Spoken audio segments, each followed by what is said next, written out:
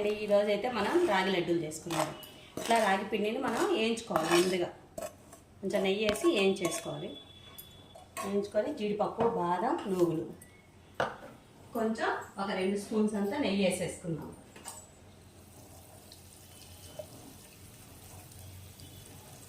మన ఇంట్రెస్ట్ అది నెయ్యి అనేది వేసేసుకొని ఇప్పుడు బెల్లం పాకం ఉంటుంది కదా, బెల్లం బాగా థిక్నెస్ అవసరం లేదు, ఇట్లా పాకంలాగా రానిస్తే చాలు. కరిగితే ఇలా చూసుకుంటూ మనం లడ్డూలు చుట్టేసుకోవడం అనమాట. మనకు ఒక 10 days దాకా ఇవి ఉంటాయి, బాగా వస్తాయి ఈ లడ్డూలు కూడా. ఇప్పుడు మనం ఇలా చూడండి, మన లడ్డూకి రావడానికి ఎట్లా అయితే వీలైతే అట్లా కలిపేసుకోవడం. చాలా మంచిదండి, చాలా మంచిది హెల్త్కి అయితే. వావ్, సూపర్గా ఉంది లడ్డు. మనం వారానికి 10 రోజులకు ఒకసారి రాగి లడ్డూలు చేసుకున్నాం అనుకో, లేడీస్కి అయితే చాలా